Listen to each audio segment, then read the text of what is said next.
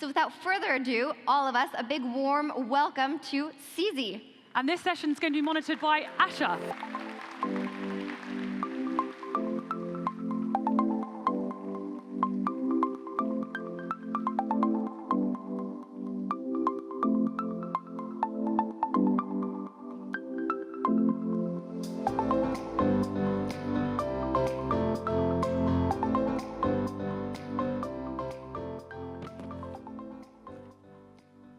Hello, everybody. That's a lot of people. Hello, French guys. people, how are you here? Thank you, thank you. First of all, thanks for your presence today. It's very important. And we will enjoy this moment to ask some questions from the community, from Twitter, directly to CZ. CZ, thank you for your time. A pleasure to see you again in Paris. How are you? Yeah, I'm usually always in Paris. So Yes, no, but that's very recent for us.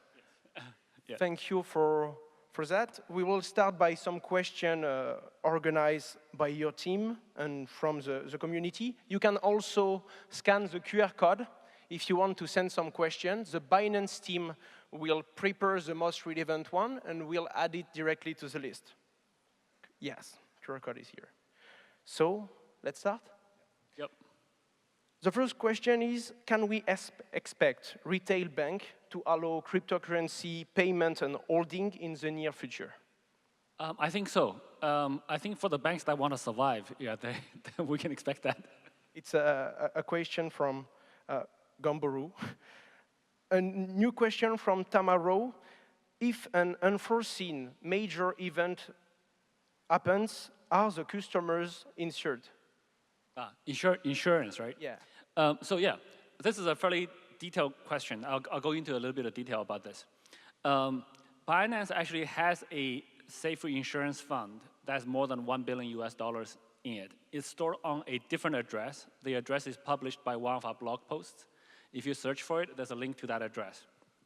So I think we're the only exchange that has this type of fund set up in this way. So that's Binance specific. But still, it is an address that's managed by us. Today, in cryptocurrencies, most of the insurance are self-insurance, which is not as good as a third-party insurance. The third-party insurance in traditional industries, financial industries, they usually have a cap, 120,000 or something like that. Or if you buy insurance up to millions of dollars, they're very expensive. There's another difficulty with insurance in the crypto industry. Let's say you say you want to insure me, and I say, okay, I'll put $1 million on this address. It's very easy for me to steal that money myself and claim I lost it, because all I have to do is just make a copy of the private key and use it somewhere else. It's very hard to prove I didn't steal it. So from an insurer point of view, how do you insure somebody and make sure they don't steal their own funds? So that's one of the difficulties that we have in the crypto industry. We have had this problem for quite a while. I don't know any solutions. So the third-party insurances are usually quite limited. They use a couple $100,000, a couple $1 million couple $100,000 per user. But we do have a separate insurance fund we set up ourselves. So yeah, that's the state of insurances in the crypto industry today. Not ideal, but we try to do our best. I saw a lot of centralized and decentralized insurance offer, and I think that will grow a lot, and in the near future we will find some solution, some product on that. The second question is, the first question, sorry, is from Ryder Oli on Twitter. What do you think about the metaverse? Not only metaverse in general, but in different industries like healthcare, for example. Yeah, so I think we're just at the very beginning of Metaverse. We have this word called Metaverse, but we don't really have we have a few implementations that are somewhat good, but I think we're still at very early stages. Especially like when you talk about healthcare, right? You can imagine there's so many things that you can, there's a few different levels of metaverses you can do with healthcare. Number one is remote consultation, right? You can talk to somebody like in high fidelity. For example, if you have a bruise on your arm, they should be able to look at it and say, what kind of bruise it is. If you have I don't know, some allergy or some condition, they can look at it, they can remote diagnose. If you think about it a little bit further, you could actually use the metaverse to do even surgery remotely, right? So for example, you have to perform any type of surgery inside your body.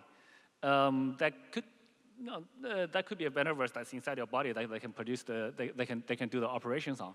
So yeah, it has very interesting applications in real world applications that life-saving applications. So all of this is possible. We don't have it today. So it remains to be built. That's the opportunity. It may be too early to do that right away. We may have to wait for the metaverse technology to mature a bit more. But the possibilities are all there. So I think today, just the very, very beginning. This is why I'm always bullish about this industry, is there's so much that have not been built yet. We're just at the very, very beginning. Yeah. We was talking about metaverse. We have to talk about NFTs. A lot of people are trying to create projects around NFTs, but how do you see the NFT utility evolving in the next 3, 4, or 5 years?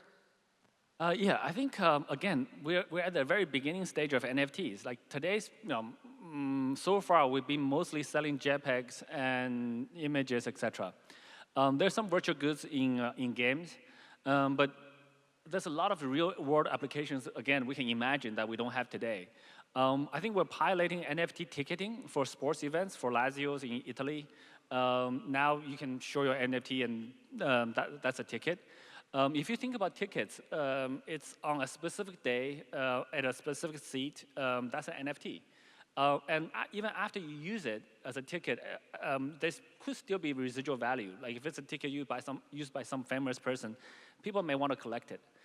Collection is only one small part. Even also with sports clubs, they have huge problems on, say, merchandise, right? So, a famous team here may have fans in other countries, in Asia, or there may be a lot of counterfeit merchandise that the teams don't get the benefit of people buying it.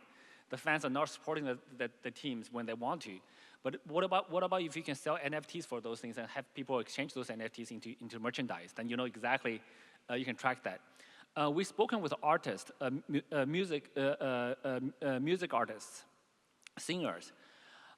They sell concert tickets at $150, and then that resells like 3 times through the what we call it scalpers, and then it sells for like $600, $3,000, and guess what? The artist gets $150. When we spoke to them, they say this is like I don't know, I forgot the real number, but they said this is like a $10-20 billion industry. And for this artist alone, right? So this artist, we're very willing to change this. The artist will only sell the tickets through NFTs. And you can engineer the NFT so that the artist get a royalty however many % each time it's resold. Or especially each time if it's resold at a higher price. So the artist still get a percentage of the later sales. And this is a multi-billion-dollar industry. And the artists want to do this. Again, we don't have an application for it today. We haven't made it work yet. But it's totally conceivable. There's many, many, many other NFT use cases. I can go on forever, but today, the way I look at it, this industry, it's like in 1990. We had the internet. We can send emails. We can use bulletin boards. I don't know how many of you guys are old enough to remember those. But we can envision video conferencing. We can envision teleconferencing. But guess what? The technology only started to work in the last few years. And even then, it doesn't work so well. Teleconference is still not as good as in person. So all of this are still yet to be built. We're in 1990s for the internet. There's still so much more to be built. Yeah. We will need 30 years to create an NFT utility very great, or? It depends. It really depends. Yes, that's complex. Yeah. So today we have the internet now. So information flows faster. Source code is more open. You can collaboration across the globe is much easier. So things should happen faster than when it happened for the internet. So we'll see. Yeah. A totally different kind of question now, because it's from David from the first row. It's it's easy to connect you to a call. But how do we connect you with builders? How can people directly contact with you, to take a contact with you when people are trying to create a project and initiative? So to be honest, many people try to pitch projects to me. but I'm not the right person. I am a developer turning into an entrepreneur. I'm not a VC. I don't know how to. Oh, this is from you. Okay. Yeah, so don't talk to me. But I'm not a there's some VCs that claim that they can just get a feel for the person within 5 seconds. This guy's a great entrepreneur, etc. I don't have that feel. I can get a feel if the guy's a good developer within a few seconds, but not for other roles. So for me to understand a project, I have to look at it in a lot of detail, talk to the founder, play with the product, and then follow the project for like a few months or even a few years to be able to understand it. And frankly, today, I don't do that anymore. I don't have time. That takes a lot of time. I'm pretty busy with a bunch of other random stuff, mostly tweeting. So pitching projects to me doesn't work. I'm just not smart enough to judge projects. Whereas we do have a very strong team. Binance Labs have done really, really well in terms of investments, et cetera. So I think we're slightly over-selective. So we're going to broaden the range a bit. But that's the general direction for Binance Labs. So do contact Binance Labs. The easiest way to contact them is actually do a Google search. You enter Binance Labs the page. There's an application form. That's the best way. There's also an email, I think labs@binance.com. And if you want to contact me personally, Twitter is the best way. And then there are other private ways to do so. But I can't. If every method I publicize, I will lose that method because you get spammed. A less serious question right now from the user Crypto Anchors. How can I get a pair of Binance socks? I think if you walk around the conference, you can probably get it from someone from Binance. So, yeah, whoever asked that, we should ping Binance teams and just get one. We don't sell merchandise. So many people try to buy, Binance mercs. We specifically do not sell them. We give them away for free so that we make them priceless. We give them to strong supporters in our community. And so if you're generally active in the community, it could be Twitter, it could be Telegram, it could be something else.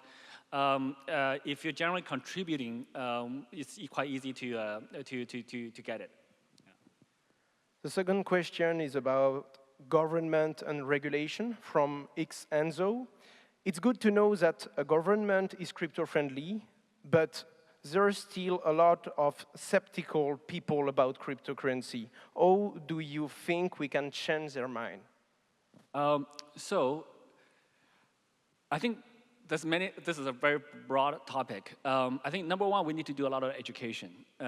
Conferences like this, working with the universities, Binance Masterclass, in-person classroom settings, Binance Academy, online free content.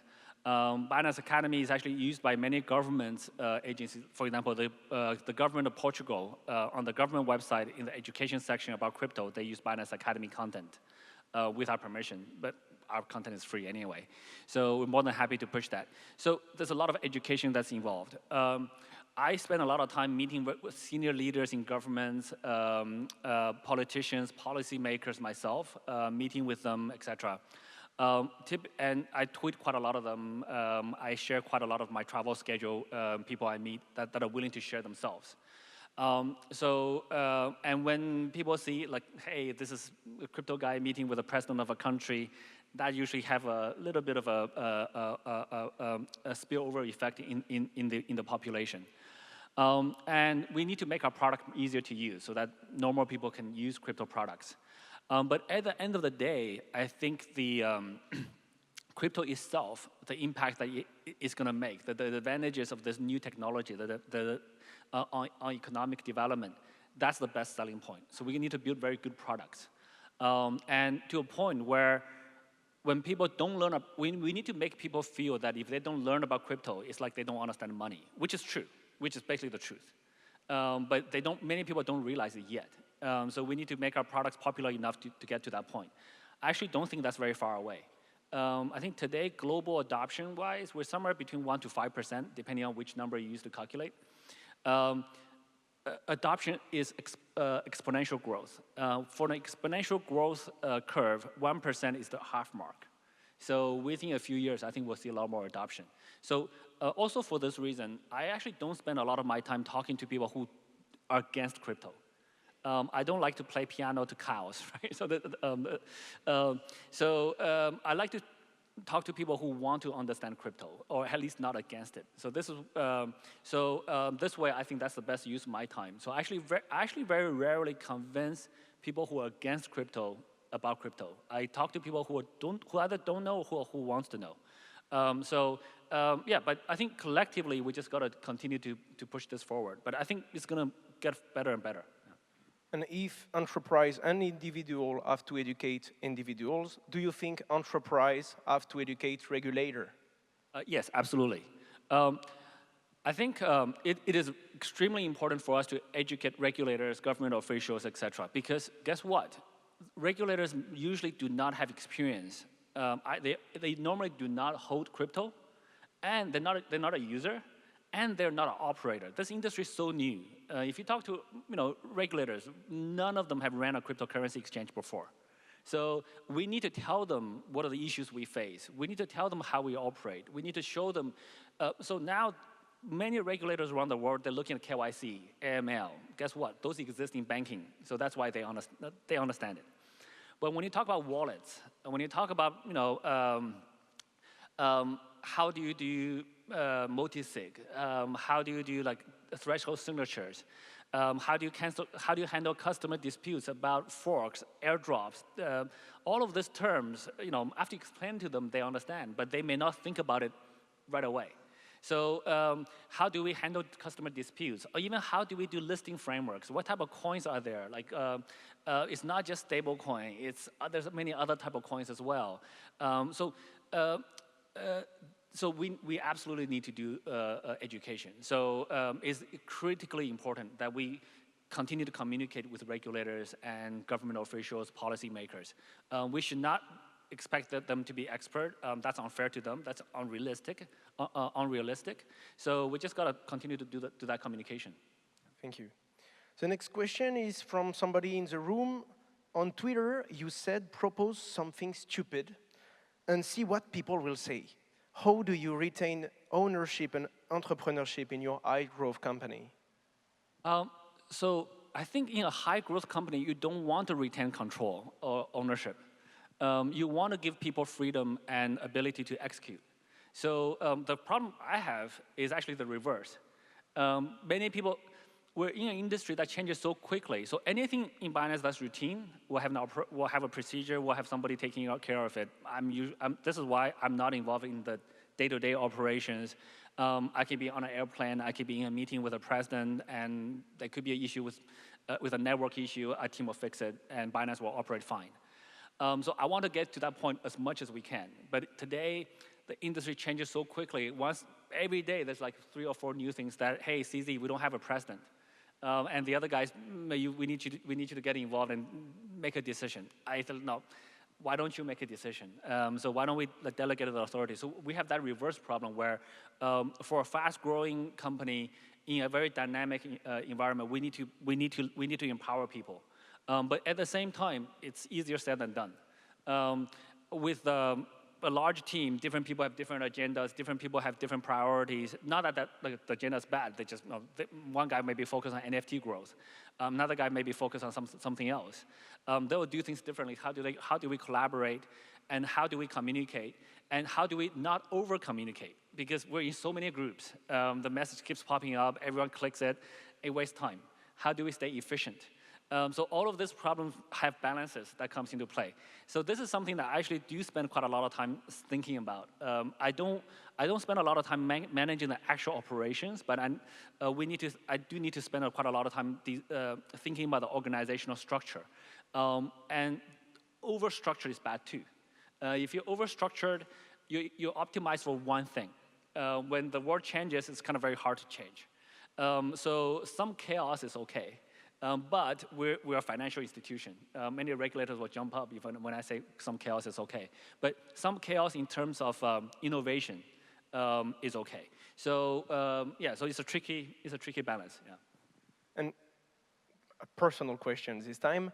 You have to structurate it. Over-structurate is dangerous because you will lose a lot of agility. But it is complicated to, I just saw in my different companies that the most complicated thing is human resources. And And I don't imagine how much it's complicated to manage a real decentralized team. And you have employees in different countries in the world, different regulation, different law.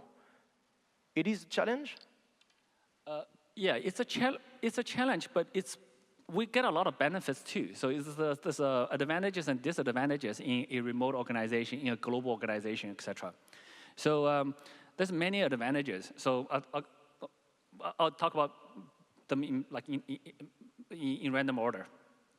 First of all, global talent pool. Today, we can hire the best talent anywhere in the world.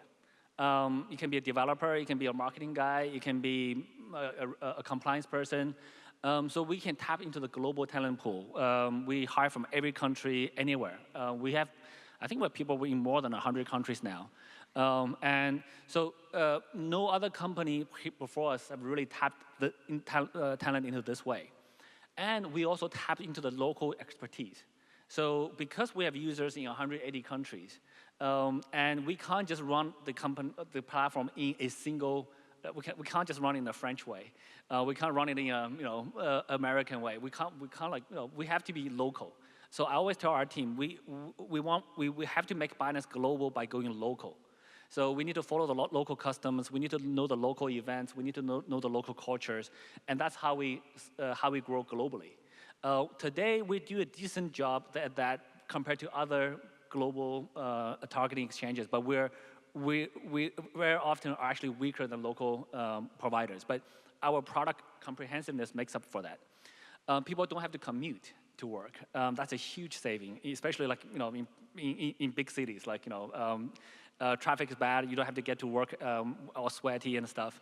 And you have flexible working hours. You can take an hour off, do some year-end, pick up your kids at 4 o'clock from the kindergarten, stuff like that. And then, because we give people flexible hours, they're much more willing to pick up the phone at 11 p.m., jump on a call with the colleagues across a different time zone. And we run a 24/7 business. It never stops, not even for New Year, not for Christmas, just always going. So we always need people online. There's many benefits here. There's some drawbacks. Not being able to see each other in person is sometimes the human relationship. We still need to meet people in person, ideally at least once. But we can't do that with our team. So we have people working on our team for 2.5 years. And when I met them, they said, CZ, you're the third person I met in Binance after working for us for 2.5 years. So, but the remoteness is also have some other really subtle advantages. For people who want to slack off, they can for a short period of time.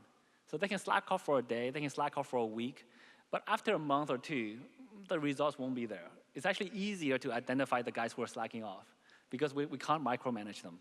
So there's a lot of disadvantages and advantages. And then we have local teams talking with the regulators in every country. This is very important. Laws are very different in different countries. And that's why French people make a second KYC. Yes. And so our French team is very strong. And that's why they told me, say, CZ, we need to be in France. France is the best place to be. So that's why we came. So without people on the ground, we wouldn't be able to find out. So there's many advantages. There's some drawbacks, but once you work through the drawbacks, it's okay. Yeah. We will change the field for the next question. Few people in the room are asking the same thing. We have a lack of visibility in the future with the traditional finance, a traditional economic, with after COVID period, but also the war. Some people are asking, how do you think will Binance, but more generally cryptocurrency, will react to a global economic collapse? Yeah. Yeah. Okay. Well, first of all, it's a very open-ended question, and also it's fairly hypothetical. There's a few definitions. What does a collapse mean, right? But I try not to think too much about in this, specific hypothetical situation cases, and I actually also don't try to plan too rigidly ahead. The only thing that's useful about a plan is when you're making them. The process of making a plan makes you think about different things. But as soon as a plan is made, it's usually outdated. The world has changed. I tell people don't stick to a plan. Just adapt with word. Just roll with the punches, whatever you call it. But you got to be able to adapt. You got to be able to adjust and execute, adjust quickly and execute. So, so for us, I don't try to predict when there's going to be a financial crisis, when the global economy is going to collapse. We don't worry about that.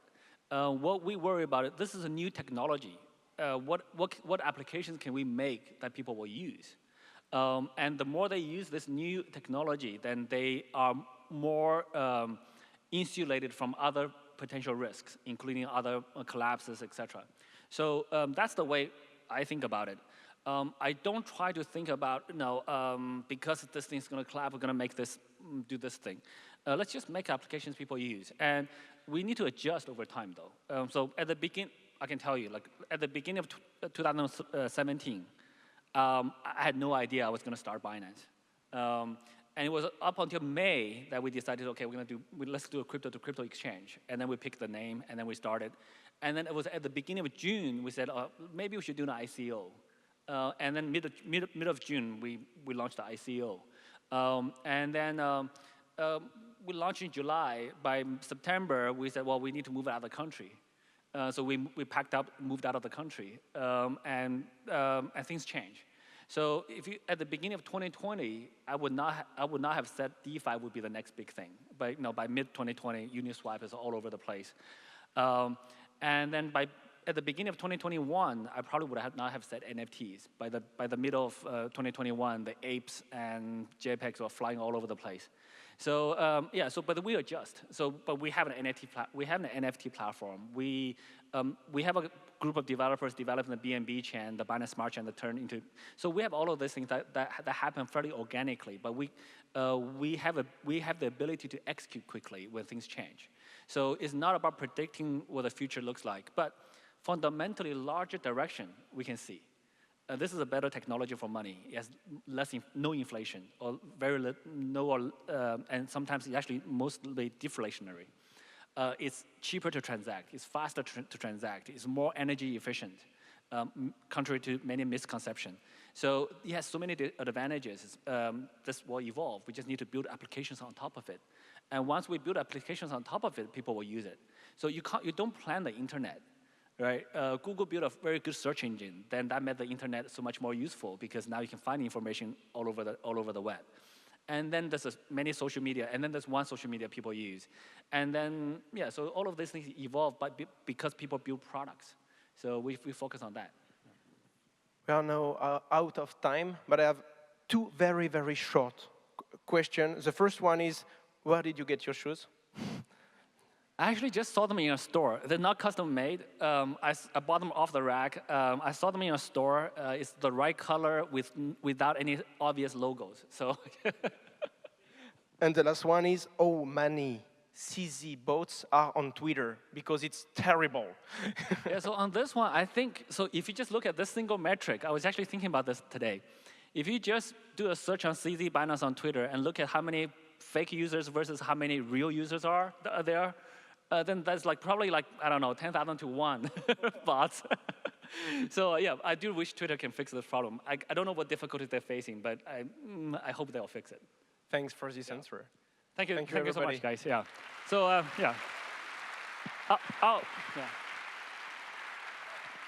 I'll stay a little bit outside for selfies for whoever wants selfies. Yeah. I'll take one here with all of you guys. I don't know if the lighting will be a bit tricky. Let's do a selfie here. Good lighting. All right. So I'll be outside if you guys want to take selfies. Yeah.